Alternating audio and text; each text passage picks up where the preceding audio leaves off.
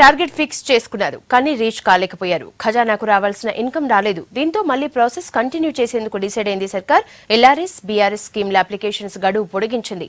మరో నెల రోజుల పాటు టైం ఇచ్చింది.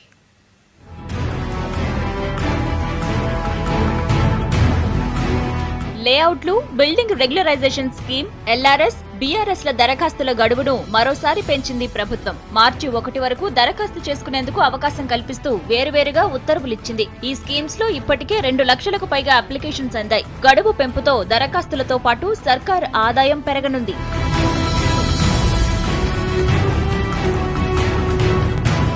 గత ఏడాది నవంబర్ నుంచి ఈ స్కీమ్ అమలు చేస్తోంది సర్కార్.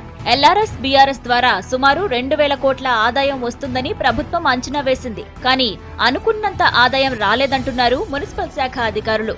దీంతో మరోసారి గడువు పెంచినట్లు సమాచారం.